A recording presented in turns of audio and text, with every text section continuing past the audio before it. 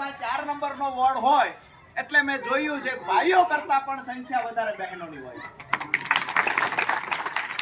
આવતી છેલ્લા 1.5 વર્ષથી અમે અહીંની ગંદકી દૂર કરવા માટે લડ્યા, અહીંના રસ્તાઓ માટે લડ્યા, અહીંયા શુદ્ધ પીવાનું પાણી મળે એ માટે લડ્યા. 1.5 વર્ષની અંદર જે અમે સંઘર્ષ કર્યો એ આખા થાનગઢમાં સૌથી વધારે જો કોઈ જાણતું હોય તો તમે લોકો તમને એક વિનંતી કરવા આવ્યો છું ભાઈના નાતે કે 1.5 વર્ષ સુધી 4 નંબરના વોર્ડના તમામ પ્રશ્નોને લઈને હું લડ્યો છું. અમારી ટીમ આખી લડી છે. તો તમને વિનંતી કરવા આવ્યો છું કે જે દિવસે મારી પર પોલીસ કેસ થયો અને અમારી ટીમને પોલીસ સ્ટેશન લઈ ગયા એ દિવસે પણ તમે આ તમારા ભાઈને રેડો નથી મૂક્યો.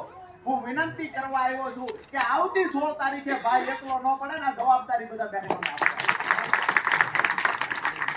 મોટી વાત બીજી કાંઈ નથી. વાત એટલી જ છે કે પૈસાદાર લોકોની સામે આમ આદમીની લડાઈ છે, પૈસાદાર અમીર લોકોની સામે ગરીબોની લડાઈ છે. આજે અહીંયા મેં જોયું છેલ્લા 3 દિવસથી થાનગઢની અંદર એમએલએ બોર્ડ લખેલી ગાડીઓ આટા મારે છે. થાનગઢની અંદર ભાજપનું આખું સંગઠન આટા મારે છે, દરેક સમાજના આગેવાનો આટા મારે છે.